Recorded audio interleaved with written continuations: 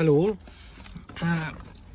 Bit of a interesting issue I've got going on. Not on this actual vehicle, this is my E92, but it's on the E93. The OBD 2 port doesn't seem to be working properly. When I was getting power to it, and it seems to connect to Carly on stage 1, but it doesn't actually connect to the ECUs. So what I'm going to be doing is sort of taking this apart, because the E92 is pretty much going to have the same sort of wiring behind it, and I'm going to try and figure out which one of the wires or terminals in the OBD 2 port is the problematic one. So yeah, let me start dissecting this and see how we get along. But yeah, essentially to get to this point at the moment, there's a cover up here, which is this one. So it's in there. That's the front of it, and it's in there like that. You've got this sort of locking tab in here at the front. So I've pulled this rubber seal off, pulled this up a little bit, and then that lets you basically free this up. And to take this off, there is 2 screws. One is holding this in, which these are very crap, so when you put this back in, you've got to make sure, don't force it in, but make sure it goes, yeah, it holds on. So yeah, there's one in there. You take that off, and then just below that, holding this panel on, is another screw in there. Then you've got 2 small Phillips, one there, one I've already taken off,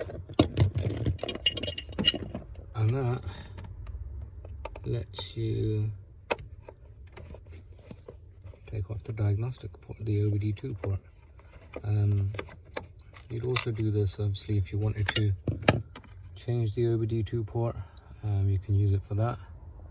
Now the next thing you want to do, this little grey sort of tab in there, that's like a locking tab, so you want to pull that out. I'm going to need 2 hands for this, and that, what that does is frees up these pins, and it allows you to push them out. There you go. So yeah, it's pulled out there, and now what we're going to do is, so you can see these little gaps, this one here and then that one just up there. You want to get in there and take these pins out. Let's start from the bottom. Start with this one here, see what that does. And as I said, each time I do this, I'm going to be doing a read. So yeah, we'll figure this out. I'm using one of these very thin sort of pins. You literally want to stick it in there. It doesn't take a lot of pressure, but you stick them in there. I'll need 2 hands. Stick it in there, push it through. You can use one that gets both top and bottom at the same time, but there's like one in there and I can't be bothered to find it. But yeah, this works just as well anyway. So I'm going to go ahead and do that to start with. There you go, so I've pushed that one in. New one slightly thinner. Pulled it out a little bit. And should let us just drag this pin out.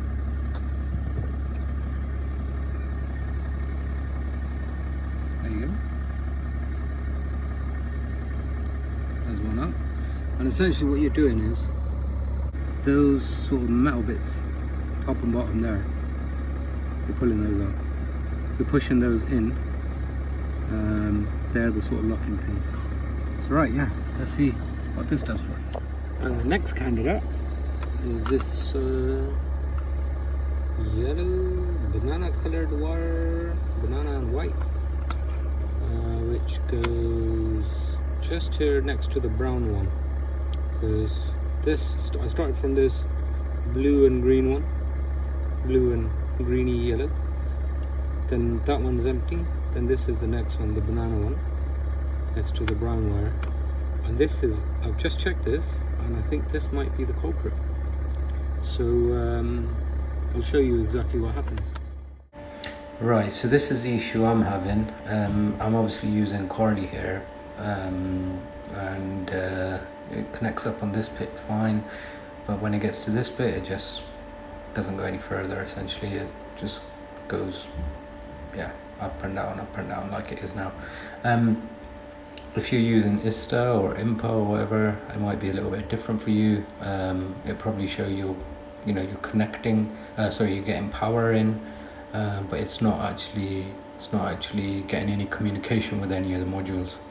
I also get this coming back saying there's no ECU being found. So yeah, now this is me having pulled out the banana colored cable. But there is a bit more. Obviously there's another one coming up as well, so yeah. Right, this could have went sour quite quickly, but I've managed to narrow it down. This blue and cream sort of colored cable and that banana colored cable, they're the two that are causing the issue, potentially. So let's go and take a look at the ones on the E93. Well, that's all done. It's worked, so that's good.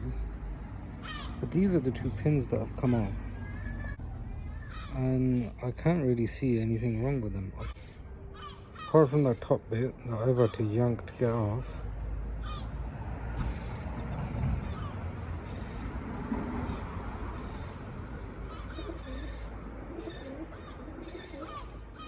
Sorry about all the birds. I can't really see anything wrong with these pins, to be honest. So this is making me think there might be a part 2 to this video where I need to follow that wiring up. Or at least we've narrowed it down to what wires it could be, I suppose. I mean, you can see still the wiring that was being held in by I was pulling that out and it wouldn't come. I thought the wires would be broken, but they weren't. And I had to end up cutting the wires off to get this out. So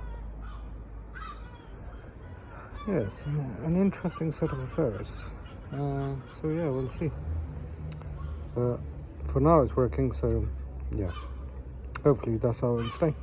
Thanks for watching.